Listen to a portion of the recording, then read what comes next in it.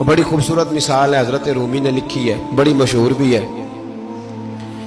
ایک نمازی نماز پڑھ رہا تھا، میری طرح کا نمازی۔ مجنو اس کے آگے سے گزر گیا، لیلا کے گھر جا رہا تو نمازی اتحیات پہ تھا، اتنی دیر میں اس نے بھی نماز مکمل کر لی تو پیچھے سے جا کے مجنو کا گریبان تھاما، کہنے لگا شرم نہیں آتی تجھے مسئلے کا نہیں پتا، نمازی کے آگے سے نہیں گزرنا چاہیے؟ تو کہنے لگا یار معاف کر دو۔ مجنو کہنے لگا معاف کر دو، غلطی ہو گئی۔ حالانکہ شہزادہ تھا پر معافیاں کیوں مانگ رہا ہے؟ اس لیے کہ کسی سے دل جو لگ گیا ہے، عاجزی آ گئی، ان کے چل یار معاف کر دے، تیری مہربانی گل۔ نمازی ناراض نہ ہو جائے، نمازی بڑے ڈاڈے ہوتے ہیں، کئی دفعہ بڑے سخت ہوتے ہیں۔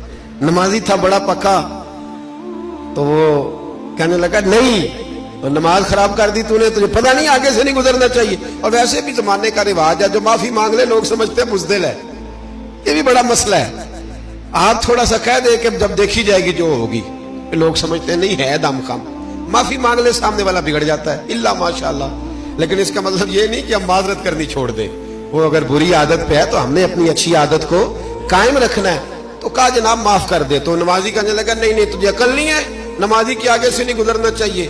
پھر مجنون نے بڑی بات کر دی، پھر ایک عاشق نے عاشقوں والا جملہ بولا، پھر ایک محبت کرنے والے نے بڑی بات کی، کہنے لگا یار نمازی میں تو معافی مانگ رہا ہوں تو نہیں دے رہا، چل ایک سوال کا جواب ہی دے دے کہ میں تو عورت کے عشق میں جا رہا تھا، مجھے تو نظر نہیں آیا کہ تو نماز پڑھ رہا ہے، میں تو بی بی کے عشق میں تھا، مجھے تو نظر نہیں آیا، تو بتا تو رب کے عشق میں تھا، تو مجھے کیسے دیکھ رہا تھا، میں تجھے کیسے نظر آیا، حالانکہ تو اللہ کے عشق میں کھڑا تھا، مالک حقیقی کی محبت میں تیری میرے اوپر نظر کیسے پڑ گئی، میں تو عورت کے عشق میں تھا۔ اب نمازی صاحب شرمندہ ہو گئے۔ مجنو کہنے لگا آج کے بعد جب رب کی بارگاہ میں کھڑے ہونا نا تو والذین آمنوا اشد حبا للہ، پھر نماز کے لیے نہیں، اس کے پیار میں بھی کھڑے ہونا، دل لگا کے کھڑا ہو۔ پھر تیری یہ کیا بات ہوئی، پھر تو دلائل دیتا پھرے، پھر تو بات کرتا پھرے۔